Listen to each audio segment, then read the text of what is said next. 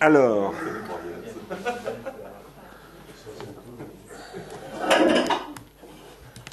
en fait, la pépinière, normalement, ça se dit le séminaire. Donc, c'est pas nous. Ça se passe à Montluçon. C'est en ligne, mais ça n'est accessible qu'à ceux qui ont un code d'accès. Si vous souhaitez y accéder, bien entendu, on en a un code d'accès. J'en dis un petit mot parce que voilà, ce séminaire se tient parallèlement à ce cours. Les gens qui suivent ce séminaire suivent aussi ce cours. Ils sont 12 ou 13. On fait ça en visioconférence, donc pas du tout comme dans ce dispositif-là, une fois par mois. Ils sont très intéressants. Ils sont aussi très intéressés par ce qui se passe ici. Et comme je vous l'avais dit, on a renoncé cette année à faire l'académie d'été parce qu'on n'a pas trouvé suffisamment de moyens. Ils habitent loin, ils ne peuvent pas venir comme ça. Bon. Mais je pense que l'année prochaine, nous la ferons. Comme me l'a recommandé Caroline d'ailleurs, je commence par vous dire que l'année prochaine, on va un peu modifier le rythme et l'organisation. Le rythme, j'arrive pas à le tenir, je vous le dis franchement. Entre les séminaires, les cours, plus mon travail, parce que tout ça, ça se fait, j'arrive plus. Je travaille absolument tous les jours, beaucoup d'heures par jour. Donc j'y arrive plus, en particulier, j'arrive plus à écrire mes livres. Donc c'est quand même très embêtant. Donc on va diminuer, ce que disait Fred hier. Ici, aussi parce qu'à partir de maintenant, là, bon, on est au mois d'avril, presque. Les lycéens peuvent plus venir. Il y en a qui préparent le bac, les bacs blancs, etc. Il y en a qui préparent les concours de classe prépa. Voilà, ils n'en peuvent plus. Bon, eux aussi sont débordés. Donc on va raccourcir un petit peu la durée du cours, en faire un petit peu moins de séances, y compris parce que l'année prochaine, je veux que les étudiants, les lycéens surtout qui suivront ce cours, puissent commencer le cours comme au début. Mais en même temps, ce ne sera pas le début. L'année prochaine, je parlerai d'autres dialogues de Platon, qui seront en particulier le sophiste, Théétète, deux dialogues, d'autres encore, et surtout ces deux-là, la République, sont des dialogues extrêmement complexes. Et je ne referai pas évidemment tout le cours que j'ai fait cette année, qui est un cours d'introduction pour pouvoir comprendre ces dialogues. Mais en revanche, tout est enregistré, et nous allons monter ces cours. Ils sont déjà montés, c'est Caroline qui les monte, mais on va les resserrer. On va en faire des résumés de 5 minutes par cours, avec la possibilité pour les étudiants, eux aussi pour vous, si vous avez envie d'y revenir, en cliquant sur les images, d'accéder à la source, c'est-à-dire avoir un développement, s'il y a un truc que vous ne comprenez pas bien, etc. Comme ça permettra à ces étudiants, à qui je ferai par ailleurs une espèce de bande-annonce de cette année. Le premier cours sera une bande-annonce de cette année, en disant voilà ce qu'on a vu l'année dernière, si vous voulez creuser, c'est comme ça qu'il faut faire, et ensuite on enchaînera sur la suite. Comme ça, pour vous, ce sera la suite, si vous revenez. Voilà. Et on fera moins de cours, on en fera 8 séances. Et je ferai aussi moins de séminaires. Voilà. Je voulais dire aussi qu'il y a une dame qui est là qui veut faire des photos pour le Berry républicain, c'est bien ça ? Pour l'écho du Berry, pas du tout la même chose. Donc, merci à vous d'être là. Et merci à ceux que ça ennuierait d'être sur la photo, de le signaler. Quand elle fera la photo, vous sortirez. Voilà. Puisqu'elle voudrait faire une photo de cette audience. Y a autre chose à ajouter ? Non ? On parlait tout à l'heure d'une diotima d'Henri Bosco. Diotime, qui est une version modernisée de diotima. On parlait aussi de Jean-Pierre Vernant. On en reparlera tout à l'heure pendant la discussion, si vous voulez bien. Donc, nous parlons de l'anamnèse. Depuis finalement 2 ou 3 ou 4 cours, depuis que nous avons commencé à parler de Ménon, nous parlons de l'anamnèse. Notre sujet,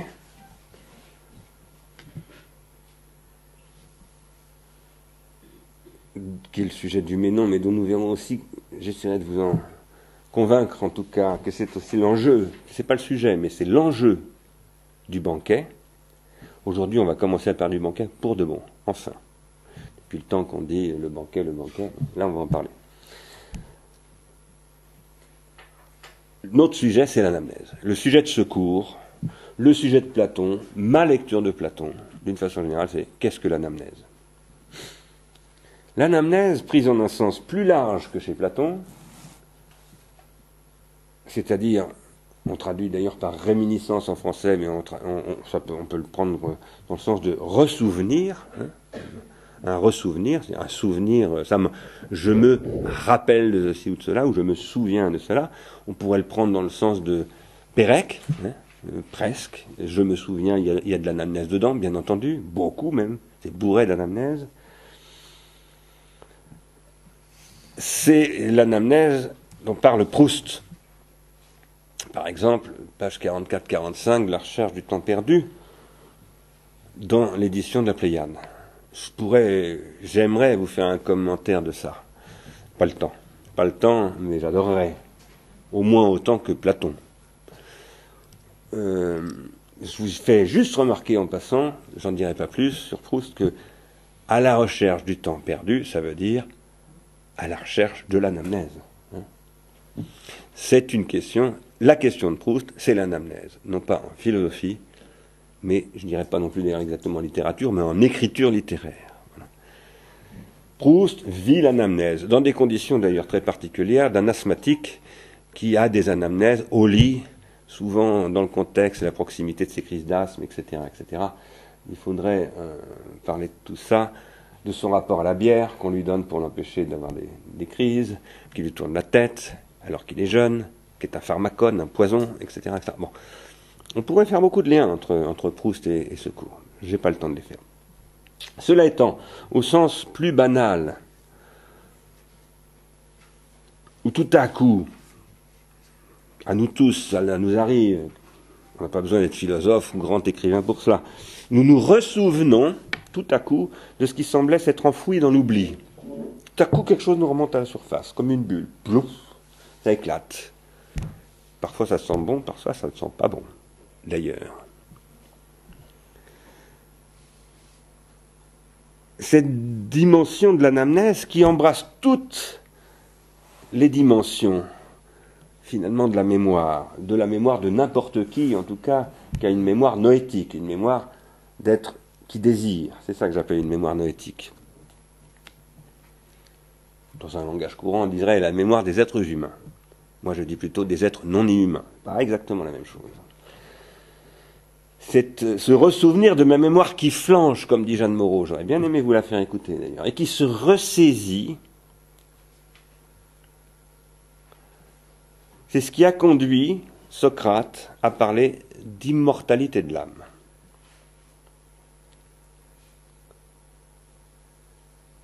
Et c'est ce qui nous a amené à parler, à nous demander ce que c'est que l'anamnèse.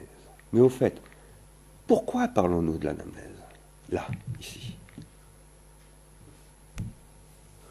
Ce que je veux vous dire, c'est que pour faire de la philosophie, pas seulement pour faire de la philosophie d'ailleurs, il faut sans cesse faire l'anamnèse du pourquoi on est en train de faire ce qu'on est en train de faire. Il y a beaucoup de gens qui font de la philosophie sans jamais se demander pourquoi ils en font. Et ça veut dire qu'ils n'en font pas. Ce sont des professionnels de la profession philosophique. Comme il y a des professionnels de la profession cinématographique, qui ne font pas de cinéma, qui vendent des images aux industries culturelles. Ce n'est pas du tout la même chose. Il y a aussi des professionnels de la profession philosophique qui vendent leur temps de cerveau indisponible à une institution en tant que fonctionnaire. Bon. C'est ce qu'on essaye de ne pas faire. Mais quand je vous dis ça, ça menace tout le monde, et moi ça me menace absolument en permanence, pas simplement parce que moi aussi je suis un professionnel de la philosophie, professionnel de la philosophie, je suis payé par l'État pour enseigner la philosophie, mais tout simplement parce que enseigner la philosophie, ou plus exactement philosopher, ou plus généralement philosopher, eh bien c'est ce qui est fondamentalement exposé au risque d'oublier pourquoi on fait ça, et de s'accrocher tout à coup à un dogme qui nous fait croire que justement on pourrait ne plus oublier.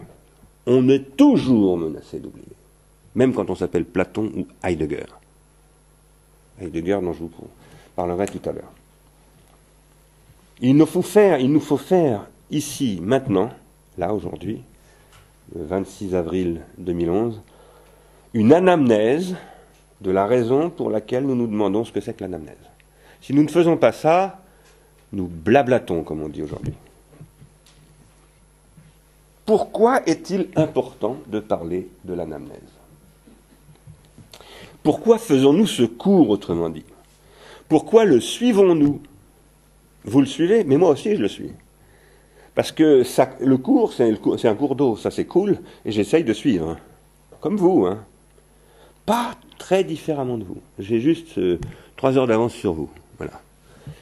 Pas plus que ça. Comment en étions-nous arrivés là? Là, je veux dire, par exemple, à ce point de notre parcours où nous avions commencé à lire Dodds, l'helléniste anglais, puis Vernon, dont je vais vous reparler aujourd'hui, et à travers eux, comment en étions-nous venus à explorer les notions d'athée? Vous vous souvenez? L'athée. Qui est une espèce de grande folie, hein? Ou encore, la dernière fois, le 28 février, la fonction du mnémon. Du mnémon, dont voici une représentation égyptienne. Parce que la question de la mémoire, c'est très important chez les Grecs. Mais chez les Égyptiens aussi. Nous avions réfléchi avec Vernon à ce que c'est que la fonction du mnémon dans la société grecque archaïque. Il nous disait, vous vous en souvenez, avant qu'il n'y ait l'archivage écrit, il y a un mnémon, c'est-à-dire quelqu'un qui conserve la mémoire. En voilà une représentation, mais elle n'est pas grecque. Elle est égyptienne, justement. Elle se trouve en Égypte. On l'appelle le mnémon. C'est un pharaon, ça ressemble. Pourquoi est-ce qu'il s'appelle comme ça?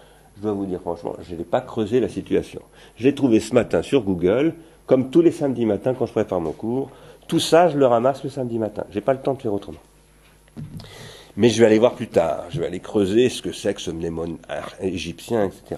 J'en sais pas plus que vous. Il nous faut une anamnèse, il nous faut faire une anamnèse quant à la question de savoir pourquoi nous parlons d'anamnèse. Il nous faut faire cette anamnèse parce qu'il y a des moments dans la vie où on ne sait plus pourquoi on fait quelque chose.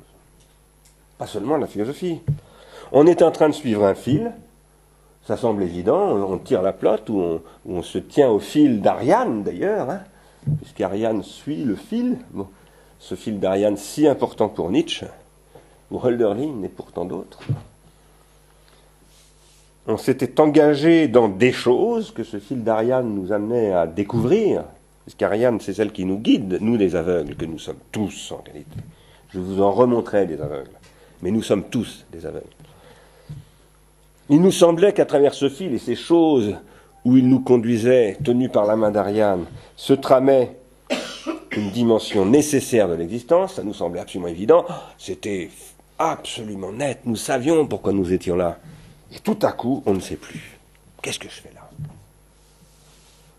Ça arrive extrêmement souvent et sous des formes presque grotesques. Moi, il m'arrive souvent, de plus en plus souvent, de me dire, tiens, je suis descendu dans la cuisine.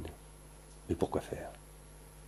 Je veux dire par là que ce sont des pertes de mémoire, elles toutes petites, c'est pas des grosses anamnèses à la Proust ou à la Platon, mais ça fout le camp, j'ai la mémoire qui flanche.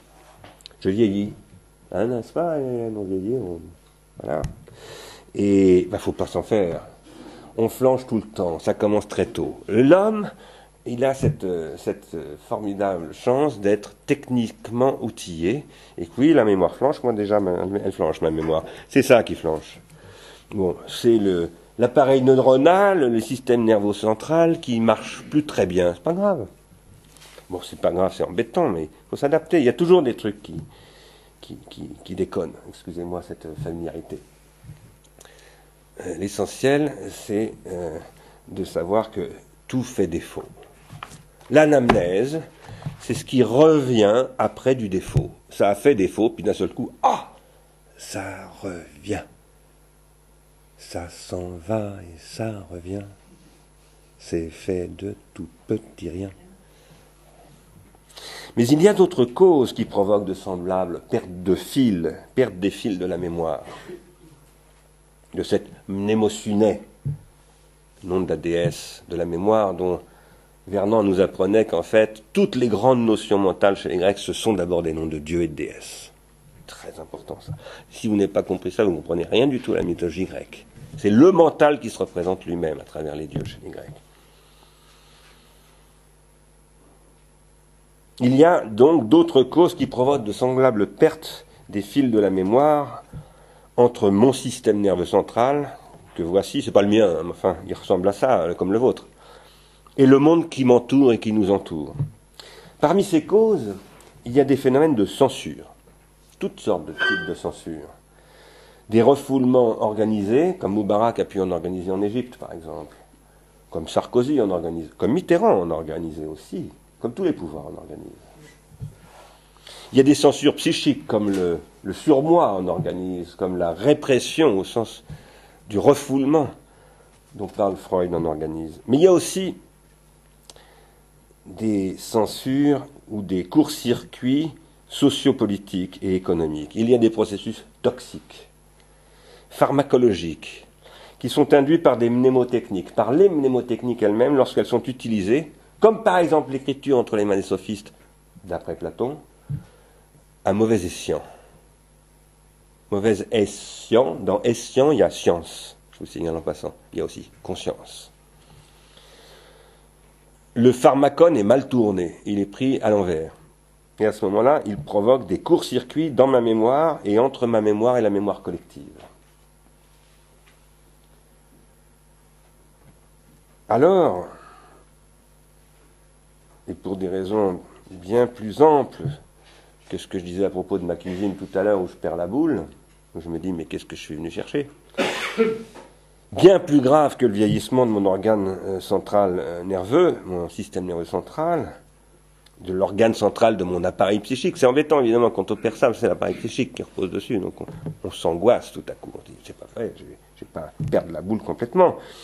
Quoi qu'il en soit, quand il y a des courts-circuits entre mon appareil psychique et l'espace social, organisés aujourd'hui non pas par les sophistes, mais par le marketing, les industries culturelles, tout un tas de complices par ailleurs, ce que j'appelle la conjuration des imbéciles, qui servent tout ça, y compris de nombreux intellectuels qui sont au service de ça, qui sont des gens compromis jusqu'à la moelle.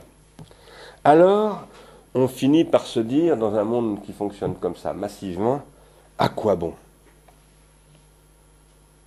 Jusqu'à se demander, à quoi bon la vie ? On peut en perdre le sentiment d'exister, le sens de la vie, comme on dit.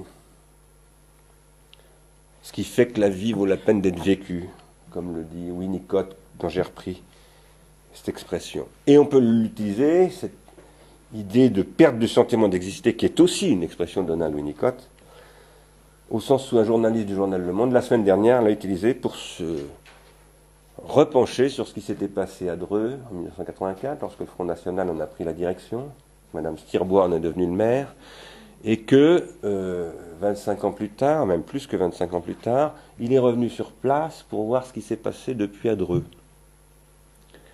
Au moment où Madame Le Pen, ou Mademoiselle Le Pen, est créditée d'être première aux élections présidentielles prochaines et où l'UMP est en train de payer extrêmement cher son irresponsabilité. C'est ça que j'appelle la conjuration des imbéciles. Mais il n'y a pas que l'UMP dans cette conjuration. Beaucoup ont joué avec ça, Mitterrand et beaucoup d'autres. Et par ailleurs, tous ceux qui renoncent à dire que ça ne va pas bien et qu'il faut enfin entamer une vraie critique sociale. Par exemple, Jacques Rancière, qui dit non, tout va bien, il n'y a pas de populisme, le populisme n'existe pas, il n'y a pas de régression. Les gens qui disent ça sont des adversaires de la démocratie. Il dit ça de moi, donc je me permets de lui répondre.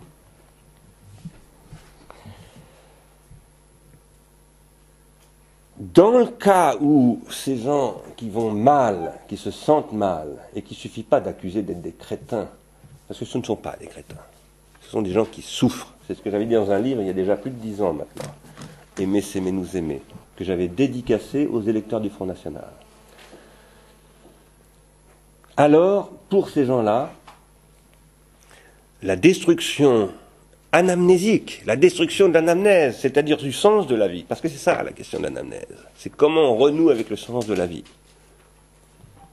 Qu'on le fasse en philosophe, qu'on le fasse comme Marcel Proust, qu'on le fasse comme Claude François, faut qu'on le fasse chacun à sa manière, parce que tout le monde a sa manière de faire ça. Sinon, si n'importe qui n'avait pas cette manière de le faire, il y a des tas de gens qui n'accéderaient tout simplement pas au sens de la vie. Tout le monde accède au sens de la vie, heureusement. Quand on n'y accède plus, et c'est le cas des gens qui font que Mme Le Pen est créditée de 24% de possibilités aux prochaines élections, c'est-à-dire de la première place, quelle honte pour la France. Mais je ne dis pas ça pour attaquer Marine Le Pen ou ses électeurs. Quelle honte que la France ait laissé se développer autant de souffrances politiques, spirituelles, psychiques, économiques, etc. Quand on en est là, eh bien, qu'est-ce qui se passe? Voilà, il faut trouver, non plus pas simplement un pharmacone, mais un pharmacos, un bouc émissaire. Et ce bouc émissaire, il peut s'appeler l'immigré, il peut s'appeler l'arabe, il peut s'appeler le juif, il peut s'appeler le communiste, il peut s'appeler le jeune. Parce qu'aujourd'hui, c'est les jeunes qu'on accuse beaucoup d'être la cause de tous les maux. Beaucoup de vieux schnocks accusent les jeunes de cela. Je vais parler de la jeunesse et de la vieillesse et de l'âge adulte, c'est-à-dire de la génération, de ce que c'est que la génération. Tout ça, toutes les fabrications de boucs émissaires, nous sommes malheureusement sur une zone de fracture qui pourrait d'un seul coup craquer, comme ça a craqué au Japon, et tout balayer par le retour de la persécution des boucs émissaires. Nous en sommes tout près. Et nous avons tous une immense responsabilité. Là. Nous n'avons plus le droit de ne pas être très intelligents. Quand je dis très intelligent, ça ne veut pas dire bardé de diplôme, ça veut dire très social. C'est ça que veut dire intelligence.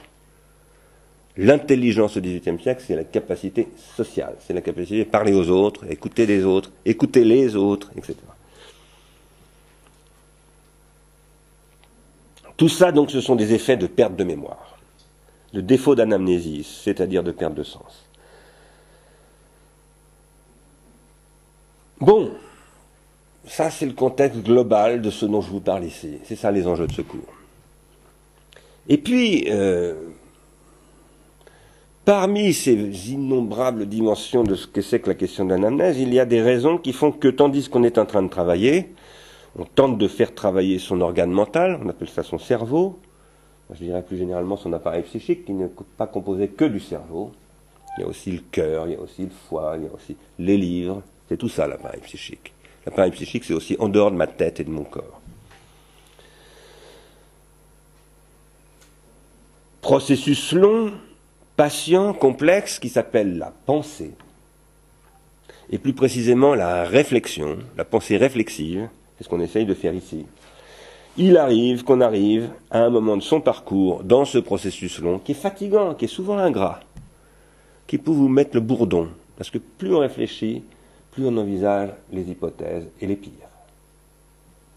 C'est pour ça que les gens fuient la pensée aussi. Ils ne veulent pas le savoir. Je veux pas le savoir. Oui, on ne veut pas le savoir, on vote à 94% pour Adolf Hitler en 1934, par exemple. On ne veut pas le savoir. Oui, si, il y a des moments, il faut le savoir. Je suis désolé. Et on n'a pas le droit de dire, j'ai pas envie de le savoir. C'est pas possible. On est en train de réfléchir, on veut le savoir, on n'a pas peur. Puis, on arrive à un moment de son parcours, à un stade du chemin où on fait une pause et on se demande d'où est-ce qu'on vient. Pourquoi on est sur ce chemin? Comment on en est arrivé là, finalement? Alors il faut faire un retour au point de départ. Et l'anamnèse, en fait, voilà ce que je crois, quelle qu'elle soit, que ce soit celle de Proust, de Platon, la nôtre, que nous devons la faire, nous aujourd'hui, nous devons faire une anamnèse. Comment on est arrivé là? 24% pour Marine Le Pen. Ça, c'est une anamnèse qu'il faut faire. Et il y a du boulot, je peux vous le dire. Eh bien, l'anamnèse, c'est toujours revenir au point de départ. C'est ça l'anamnèse. On revient au point de départ. C'est-à-dire au moment où tout a commencé, au commencement. Un des problèmes étant que on en viendra à poser qu'il n'y a pas de commencement. Si à l'origine il n'y a qu'un défaut d'origine, c'est ce que je dis à propos de la technique, le commencement, c'est l'absence de commencement. C'est pas simplement moi qui le dis, c'est Maurice Blanchot. C'est aussi Nietzsche. Quoi qu'il en soit, la question de l'anamnèse, c'est même s'il n'y a pas de commencement, on retourne à l'origine comme défaut d'origine. À l'origine, quel est le défaut d'origine? Moi, je dis que cette origine qui est un défaut d'origine, ça s'appelle la technique. Les philosophes parlent toujours de l'origine. Ils supposent que tout est l'origine. Tout vient de l'origine. Enfin, que le but est dans l'origine. Que tout est dans l'origine. C'est quelque chose que dira Socrate dans un dialogue Phèdre, dont je vous parlerai un petit peu avant de finir ce cours cette année, à savoir que le principe, en grec arché, qui vient de archaïque, qui veut dire ancien, c'est l'origine. Et il dit, pour penser, il faut des principes. Il faut donc être capable d'accéder à l'origine. Et que l'origine, c'est ce qui conduit à la fin, au but. C'est ce que reprendra bien plus encore Aristote. Quoi qu'il en soit, ce que nous suivons là, nous, dans ce cours, à travers les questions de l'anamnèse, c'est ce qui conduira, à travers la question de l'anamnèse telle que la pose la philosophie et Platon, à ce que Emmanuel Kant appellera le transcendantal. J'en avais déjà parlé de Kant et de ce qu'il appelle le jugement synthétique a priori. C'est ce jugement synthétique dont il dit qu'on ne l'acquiert pas dans l'expérience et par l'expérience, puisqu'au contraire, c'est lui qui nous permet de faire des expériences, donc on l'a forcément déjà d'avance. On arrive à l'existence avec ça. Ce n'est pas l'existence qui... On ne l'apprend pas. On n'apprend pas le jugement synthétique a priori, on le porte en soi. C'est ce qu'il appelle la condition de possibilité de l'expérience. C'est ça en réalité l'enjeu de Ménon. C'est la première formulation de cette question par Platon, enfin par Socrate, mais à propos de la vertu, quand il dit, vous savez bien, Socrate dit, mais la vertu, non pas telle ou telle ou telle vertu, mais la vertu, c'est ce que tu ne peux pas trouver dans l'expérience, c'est elle qui te permet de reconnaître tous les cas de vertu, la bonne épouse, le bon marin, Périclès, tous ces gens-là, toi quand tu es vertueux et que tu te considères vertueux, ce sont des cas très divers, mais ce qui fait l'unité de tous ces cas, c'est quelque chose que tu connais forcément avant l'expérience, et qui rend possible ton expérience de la vertu.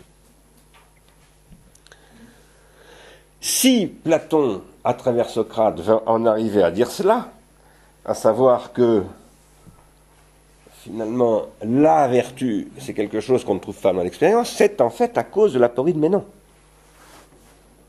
qui est une aporie de sophiste, qui lui dit, vous vous souvenez, mais mon cher Ménon dit à Socrate, tu me dis qu'il faut chercher ce que c'est que la vertu, mais tu te fous de moi. Si tu ne la savais pas déjà, tu ne pourrais pas la reconnaître, donc tu ne la cherches pas. Vous savez bien ça. Dans un premier temps, Platon est presque en colère que Ménon l'enquiquine avec un sophisme. Lui considère que c'est un sophisme. C'est les sophistes qui n'arrêtaient pas de dire on ne peut pas connaître, finalement, c'était une espèce de scepticisme des sophistes. Et puis d'un seul coup, coup de génie, il dit non, en fait, tu as raison. Je prends ce que tu dis au mot. Bien entendu, c'est vrai, c'est évident. Si je ne connaissais pas déjà la vertu, comment est-ce que je pourrais la reconnaître? Pas possible. Mais ça veut dire que je l'ai déjà vécue, mais que je l'ai oubliée. Je la connais déjà, enfin pas que je l'ai déjà vécue. Je la connais déjà, mais je l'ai oubliée. Et donc la philosophie ici devient tout à coup quelque chose qui est extrêmement proche de la psychanalyse. Il y a dans mon âme des choses qui sont enfouies, cachées. Et il faut faire une sorte de psychoanalyse. Il s'agit bien d'analyser la psyché, là, chez Platon. Quand il dit à celui qui pense connais-toi toi-même, il dit analyse ton âme. C'est de la psychoanalyse, la philosophie, avant la lettre. C'est pas encore Freud. Mais c'est déjà, là, il s'agit de la même question que Freud. C'est-à-dire, il y a quelque chose qui est enfoui, il faut le retrouver. C'est ça la philosophie. Vous comprenez pourquoi je vous amène vers le banquet, qui est un texte sur le désir et sur l'amour, et qui va nous obliger à lire Freud. Et qu'en fait, pour moi, le penseur qui permet de relire la philosophie dans tout son projet, c'est Freud. Ça ne veut pas dire que je défends la psychanalyse, qu'il faut faire une thérapie et tout ça. Moi, je n'ai jamais fait de psychanalyse. Donc, a priori, selon les psychanalystes professionnels, vous savez, les professionnels de la profession psychanalytique, il y en a aussi, comme il y a des professionnels de la profession philosophique, de la profession cinématographique, qui gagnent très bien leur vie, les professionnels du cinéma, de la philosophie, de la psychanalyse, plus ou moins bien, et qui parfois se disent, continuons comme on a toujours fait, puisque ça marche très bien. Certes, mais une condition, c'est de faire la psychanalyse comme Freud. Oui, on peut prendre les patients, mais une condition, c'est que ça vous fasse penser, et penser, ça veut dire se remettre en question. C'est ne pas s'appuyer sur un dogme psychanalytique tout constitué, parce qu'il y a des limites au dogme freudien. On le verra plus tard. Par contre, Freud, c'est absolument fondamental. C'est absolument fondamental pour penser l'anamnèse. Le grand penseur de l'anamnèse, après Platon, c'est Freud. Le sujet de la psychanalyse, c'est l'anamnèse. Mais c'est ce qui amène l'anamnèse. La psychanalyse a posé que l'anamnèse, ça renvoie à quelque chose qui n'avait jamais été pensé avant elle, qui s'appelle l'inconscient. L'inconscient, je vous le signale, chez Freud, n'est pas dans le temps. Vous le savez peut-être, l'inconscient ne connaît pas le temps. Il n'y a pas de temps dans l'inconscient. C'est presque comme l'immortalité de l'âme de Platon. Hein. L'immortalité, ça veut dire que c'est en dehors du temps. Alors, on y reviendra plus en détail plus tard, bien entendu, quand on lira le banquet. Quoi qu'il en soit,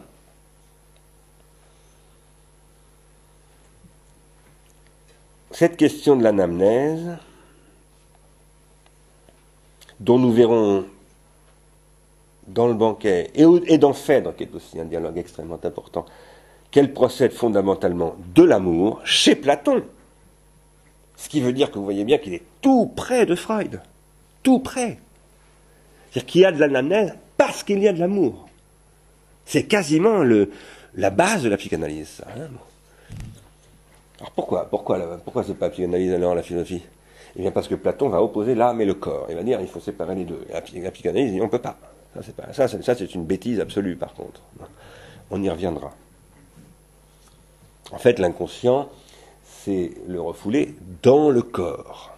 C'est-à-dire aussi dans la pulsion. Parce que le corps c'est l'organe pulsionnel. C'est le milieu pulsionnel. C'est le milieu qui héberge nos pulsions. C'est ce qui nous ennuie. Des fois on se dit ah si je pouvais être une âme sans corps. Parce que oui, on est obsédé par des pulsions.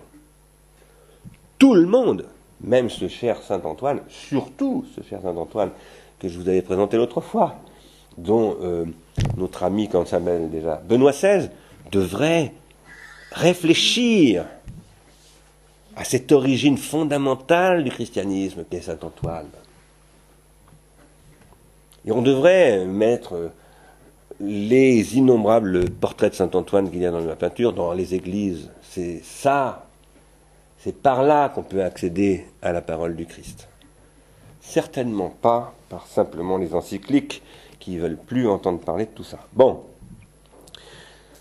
quoi qu'il en soit, tout ça, c'est ce qui conduit Socrate et c'est ce qui nous conduit à Perséphone.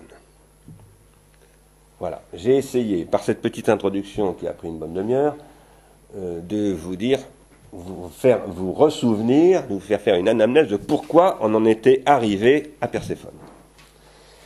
Qui est encore une histoire de fesses, hein, excusez-moi, parce que bon, ça commence comme ça. Hadès, comment on dit, ça a un nom. Il en a pour Perséphone, comment on dit ça? Il en pince. Voilà. Il en pince pour Perséphone. Et il la pince, il la coince. Et ça fout en colère sa maman, Déméter. Et voilà, si on ne voit pas qu'il y a ça et ça, c'est-à-dire les mystères d'Éleusis à l'arrière-plan de Ménon, on comprend rien du tout à Platon. Mais ça, je peux vous dire que les commentaires, moi, que j'ai lus, j'en ai lu des commentaires sur Ménon. J'ai jamais vu personne parler d'Éleusis. Je me demande où ils ont étudié le grec, la civilisation, parce que tous ces gens-là, ce sont des normaliens qui ont étudié très très bien. Moi, j'ai jamais étudié la Grèce, moi, normal, hein, je parle même pas le grec, mais eux, ils ont... Oui, mais bizarre, hein, ils n'ont jamais vu les mystères d'Éleusis, enfin, en tout cas, ce que j'ai lu, ça m'étonne. Qui c'est Perséphone? C'est ce que j'appelle une tiers mortelle ou une quart mortelle, parce que elle est, voilà, comme vous le savez maintenant, on l'a dit, négociation entre Zeus et Hadès avec Déméter, et on te la rend, mais elle devra aller voir son mari, c'est son mari maintenant. Hein, elle devra y passer l'hiver, voilà. Alors, il y a des demi-dieux, ou il y a des quasi-dieux, ben là il y a une tiers mortelle, moi je l'appelle comme ça, ou une quart mortelle. C'est intéressant cette idée de demi-mortel, là, comme on dit, une demi-portion. Hein?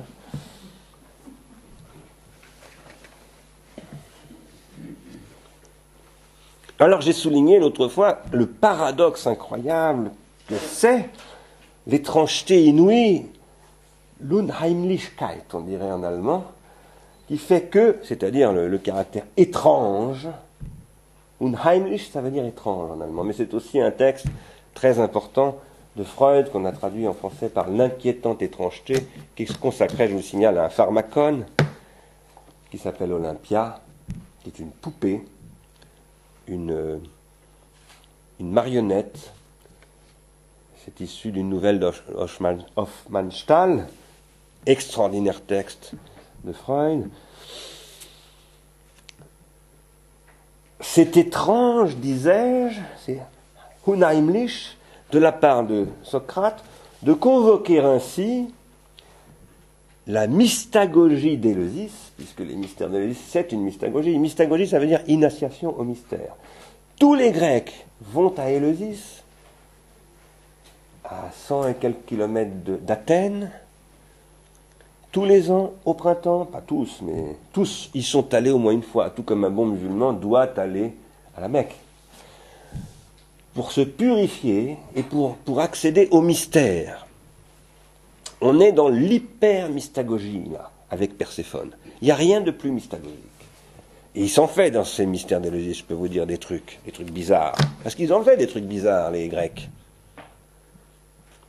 C'est bien connu que les Grecs avaient d'étranges mœurs, dit-on. Ils faisaient des tas de trucs bizarres. Ils s'ensauvageaient, par exemple. Ils avaient des pratiques d'ensauvagement. C'est-à-dire comment redevenir des bêtes. C'était les sectes dionysiaques. Ou bien ils voulaient se purifier absolument. Alors ils devenaient végétariens, etc. C'était les orphiques.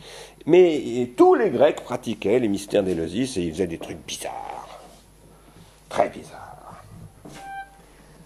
Pour répondre, vous vous en souvenez, ne l'oubliez pas, c'est vraiment étonnant. Il faut s'étonner de ça. C'est Aristote qui vous dira la philosophie, c'est si vous n'êtes pas capable de vous étonner, vous ne ferez jamais de philosophie.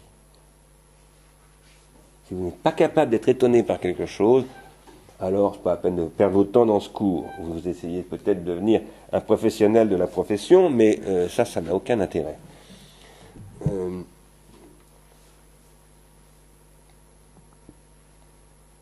Il est étonnant de voir Socrate en appeler à Perséphone, qui est l'hypermystagogie grecque, pour quoi faire?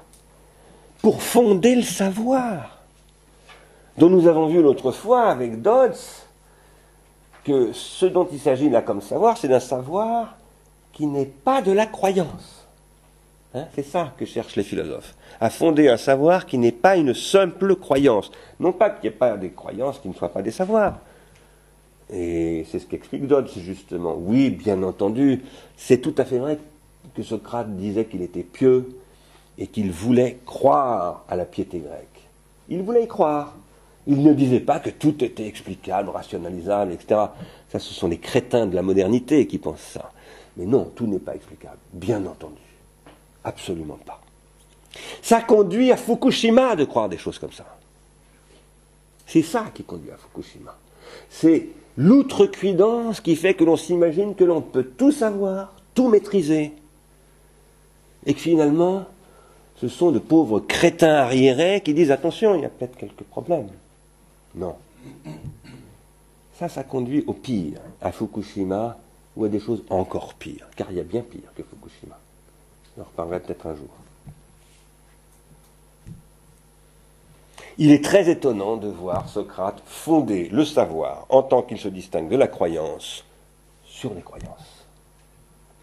Et sur des rituels, sur des pratiques religieuses, sur de la mystagogie, et en plus sur de la poésie, puisqu'il dit les prêtres et les poètes. Les prêtres, les prêtresses et les poètes. Et il en appelle à Pindare. C'est très étonnant, puisque vous le savez, je l'ai souvent dit, vous le saviez déjà, les ennemis de Platon, les ennemis mortels, on pourrait dire, de Platon, ce sont les sophistes et les poètes. Rien de pire pour Platon que ceux qu'il appelle parfois les raconteurs d'histoires, ceux qui racontent des bobards, quoi, des histoires au sens de bobards. Eh bien, ce que nous avons déjà vu, c'est que Socrate nous dit, dans Ménon, Mais non, c'est un dialogue socratique encore. C'est pas encore le Platon de la maturité. Platon n'est pas encore Platon dans Ménon. Il est encore tout près, c'est ma conviction en tout cas. C'est pas exactement celle de Léon Robin. Mais moi, je considère qu'il est encore tout près de Socrate. Il est encore très fidèle à ce que disait Socrate. Et moi, pour moi, Socrate, c'est un tragique. C'est-à-dire que c'est quelqu'un qui est encore dans la culture mystagogique, précisément. Socrate, donc, dit qu'il faut en passer pour comprendre de quoi il s'agit, là, dans les recherches de la vertu. Il faut comprendre que le savoir, c'est de l'anamnèse, le savoir rationnel, le savoir, c'est de l'anamnèse, c'est du ressouvenir, et que pour comprendre ce que c'est que le ressouvenir, ce que c'est que l'anamnèse, ce qui fait que l'anamnèse est possible, il faut se tourner vers les prêtres, les prêtresses et les poètes.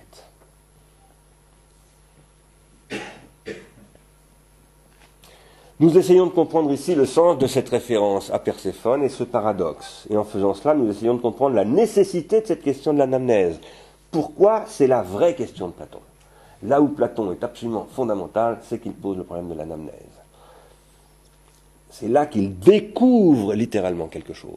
Et nous verrons dans cette cour, cette année, mais aussi l'année prochaine et l'année d'après, puisque je vais consacrer 3 ans à cette question, nous verrons que c'est jusqu'à la fin que pour Platon, la question de l'anamnèse le tient. Et c'est ça, sa découverte. Il y a beaucoup d'autres choses qu'aujourd'hui, il faut relativiser dans l'importance de Platon. Mais là-dessus, c'est fondamental. Je soutiens ça. Mais en même temps, je soutiens que la nécessité de l'appréhension de la connaissance comme anamnèse doit nous amener, nous, qui venons, notamment après Freud, après Nietzsche, après Hegel et après Kant, à récuser qu'il y ait a priori une vie immortelle de l'âme. Je ne dis pas qu'il n'y en a pas, mais ça c'est une affaire de croyance. Chacun croit ce qu'il veut. Mais en termes de savoir fondé rationnellement, je crois qu'il ne faut pas en appeler une telle croyance à cette croyance-là. Je pense que cette croyance-là, c'est celle qui nous empêche au contraire de penser l'anamnèse. Je ne récuse pas dans l'absolu l'immortalité de l'âme, c'est une croyance. Mais je récuse qu'on puisse s'appuyer sur une telle croyance pour penser l'anamnèse.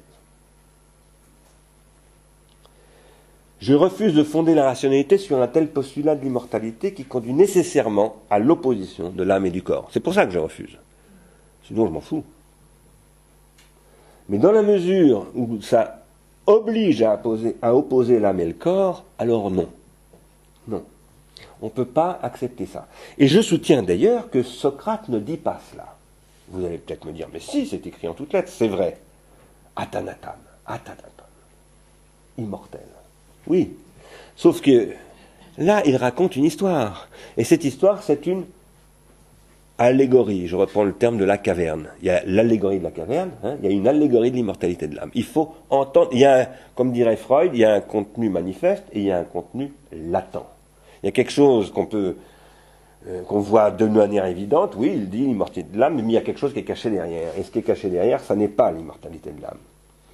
C'est un rapport entre les mortels et les immortels. C'est le fait que, justement, Perséphone peut rappeler de temps en temps des âmes qui sont des demi-dieux, qui deviennent des demi-dieux, comme elle est une demi-mortelle. Si elle peut rappeler des âmes de mortels pour en faire des demi-dieux, c'est parce qu'elle est une demi-mortelle.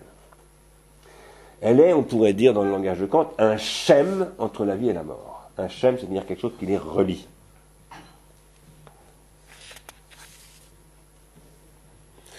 À la fin du mois de février, c'est là que nous nous étions quittés, c'était encore l'hiver.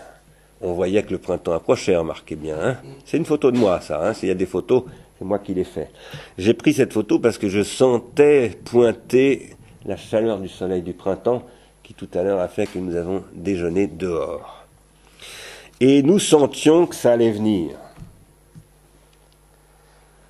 À la fin du mois de février, où nous sentions que les bourgeons commençaient à pousser, que comme m'a appris Caroline ici dans le Berry, on dit « il met ses feuilles », il va mettre ses feuilles. On ne dit pas que l'arbre va bourgeonner, on dit « il va mettre ses feuilles ». Bon, c'est joli, comme on dirait d'une chèvre qu'elle va mettre bas, car c'est la manière qu'a un arbre d'enfanter, je vous signale en passant, de mettre ses feuilles.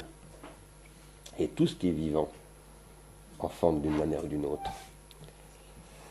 Nous avions vu dans la prescience du printemps, ça nous a aidé, sans doute, qu'il fallait aller voir dans le conglomérat hérité, dans ce que d'autres s'appellent le conglomérat hérité, c'est-à-dire dans le vieux fond traditionnel de la grecque archaïque, qui remonte à 2 ou 3 siècles, 4 siècles même avant Platon. Homère, c'est 4 siècles avant Platon. Mesurez bien ça, hein, ce qui nous sépare de nous, de Descartes, même d'avant Descartes, c'est ce qui sépare Platon d'Homère. Hein, c'est pas des petites périodes. Hein. Nous avions vu qu'il fallait les voir dans le conglomérat hérité pour comprendre de quoi il est question dans ce que Socrate nomme, dans Ménon, un autre temps. Là. Un autre temps. Il dit, c'est à propos de l'esclave, ici, hein, il faut bien, on y reviendra sur l'esclave, hein, pas aujourd'hui, mais la semaine prochaine. Il dit, il faut bien, puisque vous savez, vous avez lu Ménon, je suppose, maintenant, il lui fait, en quelque sorte, s'apercevoir qu'il se trompe et se corriger lui-même. Il faut se tromper pour trouver la vérité.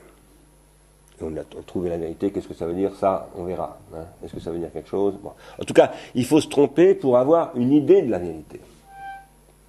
Si vous n'avez pas compris ça, vous ne comprendrez jamais rien, là non plus.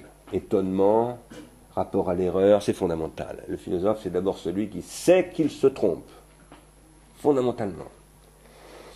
Bon, quoi qu'il en soit, Ménon, enfin l'esclave de Ménon, tout à coup, sait qu'il s'est trompé, et il va chercher en lui, dit Socrate, la réponse. Et il dit, il a trouvé ça en lui. Cette science qu'il a maintenant, ne faut-il pas, ou bien qu'il l'ait reçue à un certain moment, ou bien qu'il l'ait toujours eue? Mais s'il l'a toujours eue, c'est que toujours il a été savant. Et s'il l'a reçue à un moment donné, ce n'est sûrement pas dans la vie présente, dit Socrate. Donc, qu'il l'ait reçue ou pas, de toute façon, s'il l'a reçue, c'est pas dans la vie présente. Parce que dans la vie présente, il ne savait plus rien. Il ne savait pas comment est-ce qu'on calcule la surface du carré. Il ne savait pas. Et puis tout à coup, il le trouve en lui. Alors, il y a des gens qui ont contesté qu'il le trouve en lui, et qui disent, ouais, mais c'est Socrate qui le conduit et tout ça. Moi, je crois qu'ils ont tort, mais bon, peut-être que la démonstration de Socrate n'est pas parfaitement convaincante. Pour moi, elle est absolument convaincante. Mais bon, elle est absolument convaincante parce que c'est ce que j'essaye de pratiquer dans mes cours, et que je pense que c'est ça qui fait que mes cours fonctionnent quand ils fonctionnent. Quoi qu'il en soit, c'est à un moment donné, parce que ce que je peux vous dire, c'est en vous que ça sort, que vous pouvez y entrer, si je puis dire. Hein. Si c'était simplement moi qui vous le distribuais, ça ne marcherait pas. Ça ne marcherait absolument pas. Quoi qu'il en soit, Socrate nous dit, il faut bien qu'il les ait eus, ses opinions justes, ses opinions vraies, dans un autre temps. Cet autre temps, c'est ce que nous allons chercher dans le conglomérat hérité. Nous avions déjà vu avec Vernant que les poètes entrent dans des états seconds et qu'ils sont capables d'interpréter le passé tout à coup, d'y trouver un temps qu'ils n'ont jamais vécu, qui est un autre temps, c'est pas leur temps, ils ne l'ont pas vécu, mais d'un seul coup, ça apparaît comme l'évidence du fait que oui, c'est notre temps, c'est le temps de tout le monde, que eux seuls le voient, eux seuls les poètes dans certains états, où ils se mettent dans l'état de laté, c'est-à-dire par l'improvisation, comme les soufis, hein, voilà, et d'un seul coup, ça se met à sortir, alors tout le monde est absolument, comme on dirait aujourd'hui, scotché. On se dit, ça y est, il y a un truc qui sort. Ça le dépasse, ça me dépasse, et ça nous relie. Eh bien oui, ça se produit. Ça se produit dans toutes sortes de circonstances, y compris dans les pratiques religieuses, monothéistes ou pas. Et ça, c'est ce qui produit ce que Vernant, on y reviendra tout à l'heure, appelle une réminiscence. Il dit, dans ce cas-là, le poète vit une réminiscence. Vous vous souvenez, hein? J'avais montré qu'il emploie le mot de réminiscence. Je vous le remontrerai tout à l'heure. C'est là que Socrate va chercher le concept de réminiscence, d'anamnésis. Et c'est sur cette base que Socrate dit il n'y a pas de différence entre savoir et se ressouvenir. Connaître et faire une réminiscence, une anamnèse, c'est la même chose. Mais ça renvoie dans la référence à Perséphone, à ce temps originel, comme dit aussi Vernon, qui est celui des aèdes, des poètes, qui sont des hommes mémoire, car ils ont une fonction de mémoire dans la société grecque. Ce sont aussi les griots dans la société africaine. Une mémoire qui, je vous l'avais raconté en m'appuyant sur Vernon, sur Vindriès et quelques autres, mais réclame des apprentissages. La mémoire, ce n'est pas une faculté qui nous tombe dessus. Non, la mémoire, on doit l'acquérir. Et en particulier, cette mémoire des griots, des aèdes, des bardes, etc. Le barde, c'est le poète gaulois et celtique. Eh bien, ça suppose des techniques du corps, des mnémotechniques corporelles, celles dont parle Marcel Mauss aussi dans un texte qui s'appelle « Les techniques du corps ». Nous avions vu que la poésie a une fonction mnémotechnique, et nous avions vu qu'au moment où l'écriture apparaît, après Homère, l'écriture et la poésie vont entrer en conflit. Et ce conflit va conduire en fait à la lutte du conglomérat hérité, poétique et archaïque, contre les aufklärers, c'est-à-dire contre les sophistes et les philosophes qu'on met dans le même sac en disant tout ça c'est les gens de la lettre, les natifs de la lettre, nous défendons les natifs du mythe, et ça va conduire au procès de Socrate. C'est de ça dont il s'agit. À cause de ce pharmacone qu'est l'écriture, mais Platon va dire l'écriture est un pharmacone, mais la poésie aussi, tout ça c'est dans le même sac. Lui il va dire tout ça c'est pareil, c'est les raconteurs d'histoire. Cette fonction mnémotechnique, nous avions vu que dans la poésie en Grèce comme ailleurs, elle est celle d'abord des poètes aveugles, et nous nous étions quittés sur cette figure légendaire, je dis légendaire, que les enfants et les adultes du monde entier aujourd'hui connaissent, qui s'appelle Ray Charles. Mais ça remonte dans la nuit des temps, les poètes aveugles. En voici un poète aveugle. Celui-ci est vietnamien, voyez-vous. Il est vietnamien, et oui. Et celui-ci, eh bien, il est syrien. C'est un timbre. Ça, c'est un timbre de la République du Vietnam. Ça, c'est un timbre de la République syrienne. Vous voyez, sur les timbres, on commémore les demi-dieux. C'est à ça que servent les timbres. On trouve chez nous, par exemple, Mermoz sur les timbres, le général de Gaulle. Les billets de banque aussi servent à ça. Eh bien, en Syrie, c'est aussi le cas. Ça, c'est un timbre de chez j'allais dire une bêtise, de chez, je ne sais plus comment il s'appelle, là, celui qui est en train d'être contesté.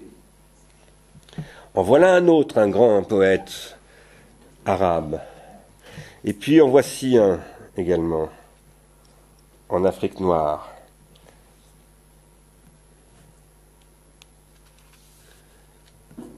Et puis, on avait vu que ça affecte encore la musique la plus populaire que nous écoutons encore, que nous entendons sur toutes les radios, celle de Stevie Wonder, qui dit, c'est un de mes préférés, « Isn't she lovely ?» Il dit ça à propos de sa petite fille qui vient de naître, c'est dans les années 70. C'est un très très bel album de Stevie Wonder. Il ne l'a jamais vu. Homère n'a jamais vu la Grèce, Stevie Wonder n'a jamais vu sa fille, mais nous, on voit sa fille grâce à lui, vous voyez. La fonction mnémotechnique de la poésie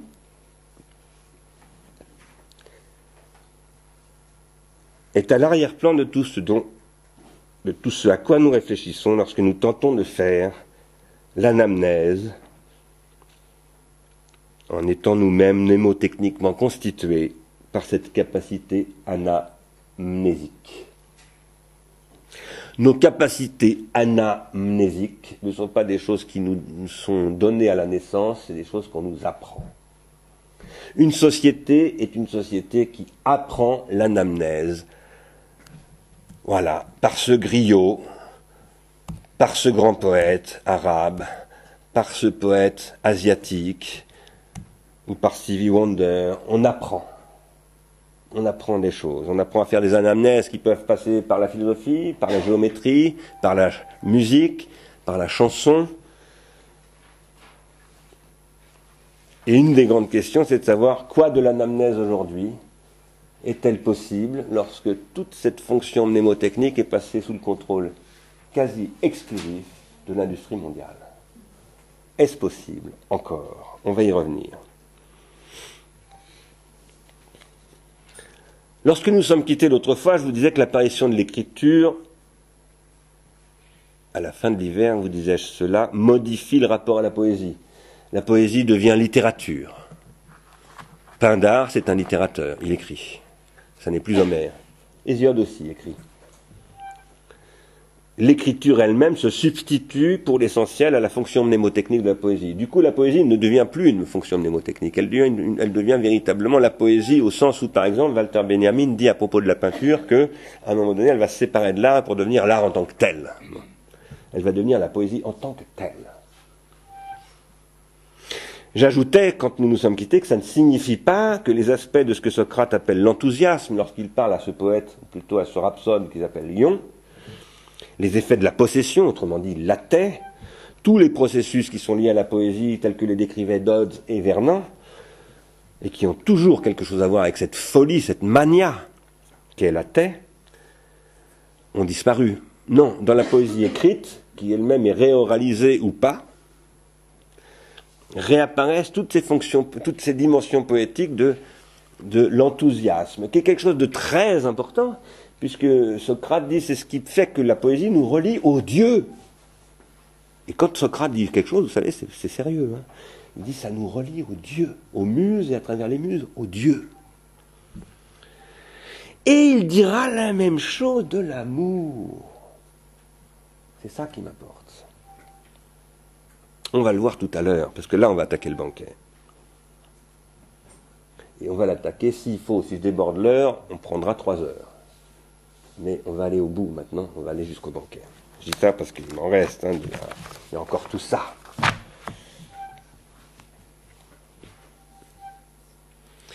Quelle est la capacité anamnésique des Grecs, des poètes grecs? Vernon nous disait, c'est leur capacité de voir l'invisible. Comment ne pas souligner que c'est le défaut de vision qui donne accès au visible chez les poètes. Parce qu'au départ, les poètes sont tous aveugles. Après, avec l'écriture, il n'y a plus besoin. Mais au départ, ce sont tous quasiment des aveugles. Parce que les enfants aveugles, tout simplement, on ne les tuait pas. On leur disait, tu vas devenir griot, tu vas devenir poète, tu vas servir à quelque chose à la cité. On trouvait toujours un rôle. Aujourd'hui, on les fout en tôle, les déficients. Mais ça, c'est une époque totalement dégénérée. Pendant très longtemps, on s'occupait d'eux. Il y avait des prêtres, mais il n'y avait pas que des prêtres. On leur trouvait des fonctions. Et ils pouvaient devenir l'homme le plus important de la Grèce. Homère, par exemple. Qui est plus important qu'Homère? Vous voyez, donc le débile, soi-disant débile, devenait le plus important. C'était à partir du défaut qu'on accédait à l'anamnèse de ce qu'il faut. Et ça supposait, bien entendu, une mnémotechnicisation de ce défaut, c'est-à-dire des apprentissages, des pratiques, un art, ça s'appelle techné en grec, un art. C'est ça l'art. L'art, c'est toujours ça. Pour moi, les artistes sont toujours des défaillants. Un artiste est toujours habité par quelque chose qui lui fait défaut, quel qu'il soit, qu'il s'appelle Phidias ou Antonin Artaud, c'est pareil. L'anamnésique, là je parle de l'anamnésique au sens où on pourrait dire l'hypermnésique, c'est-à-dire on dit il y a un hypermnésique qui est à l'hôpital, l'hypermnésie c'est une maladie. L'anamnésique, c'est-à-dire celui qui a des capacités anamnésiques, on va dire celui-là c'est un anamnésique, donne accès en quelque sorte à un supravisible. À l'invisible, disait Vernon. Moi, je dirais au supra-visible. Et si j'emploie ce mot de supra-visible, c'est parce que je veux nous conduire ici vers un grand philosophe. Peut-être le plus grand. Emmanuel Kant. Je dis peut-être le plus grand, c'est idiot, c'est concours. Mais ce que je veux dire par là, c'est qu'Emmanuel Kant, il n'y a vraiment pas beaucoup d'endroits où on peut le trouver en défaut. Pour arriver à trouver des failles chez Kant, il faut se lever de bonne heure. Moi, je crois qu'il y en a. Je vous en parlerai peut-être un jour. Mais il faut vraiment chercher, à la loupe. Quoi qu'il en soit,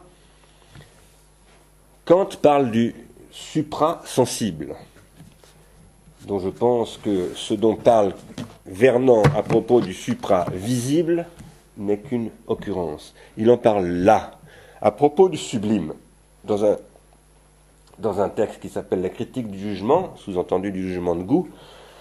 On appelle ça la 3e critique, c'est la critique de l'esthétique. Et il dit, il y a 2 types de jugement, le jugement de beau et le jugement de sublime, dans le jugement de goût. Et le jugement du sublime, c'est ce qui juge du sublime en tant qu'il est ce en comparaison de quoi tout le reste est petit. C'est pas magnifique une définition comme ça? Vous voyez, c'est ça le sublime. Vous pouvez le constater, hein, vous allez bientôt vous allonger le soir, peut-être en fumant une cigarette ou un pétard, ou en buvant un coup de rouge, ou en ne faisant rien d'autre parce que vous avez la chance de ne pas avoir besoin de pharmacone de ce genre-là. On a toujours besoin d'un pharmacone, toujours. Mais bon, on ne le voit pas, le pharmacone dont on a besoin, dans ces cas-là peut-être. Vous allez regarder les étoiles, et à un moment donné, vous allez dire « Oh, c'est sublime, c'est inusablement sublime ». Alors là, oui, en effet, tout est petit, il n'y a pas de doute. Hein. Vous êtes confronté à l'immensité de l'univers, totalement incommensurable. Ben oui, mais il n'y a pas que ça qui est sublime. Votre petit gosse peut vous donner une image du sublime, n'importe quoi vous donnez une image du sublime. Moi, je dirais que ça donne accès, le sublime, au suprasensible. C'est ce que dit Kant dans la page suivante. Voilà, il parle du suprasensible. Le sublime existe parce qu'il y a une faculté qui est elle-même suprasensible dans l'esprit humain, qui lui donne la capacité à quoi? À envisager l'infini. Non pas à le concevoir, c'est inconcevable, mais à l'imaginer. Très important ça. La faculté de conception, c'est l'entendement. Mais la raison accède à autre chose que la conception, qui est l'imagination. Et ça, c'est fondamental. Il y a un lien entre l'entendement et la raison chez Kant qui passe par l'imagination, et ce qui permet la projection de ce lien, c'est notamment le sublime. Le sublime, comme le beau d'ailleurs, nous figurant ce qu'il appelle des idées de la raison infinies que nous ne pouvons pas concevoir à proprement parler, parce qu'elles sont infinies. Elles nous dépassent. La justice, ça nous dépasse. Le beau, ça nous dépasse. Mais nous ne pouvons pas vivre sans justice et sans beau.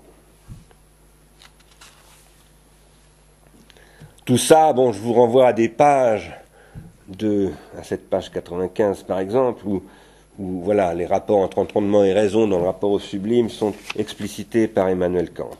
Je ne vous commande pas tout cela, je vous les montre tout simplement parce que vous voyez par exemple là il est question de joie, une joie. C'est un concept que le christianisme emploie beaucoup, la joie, que Spinoza aussi emploie beaucoup. Là, Kant parle de la joie que nous fournit ces expériences suprasensibles, qui nous produit aussi de la peine, dit-il. Il nous dit que le sublime peut aussi nous peiner. Toutes ces questions, eh bien, ce sont celles qu'un siècle plus tard, après Kant, un peu moins d'un siècle, 90 ans après, exactement 90 ans après que Kant en parle, en voilà un qui se met à en parler, il s'appelle Arthur.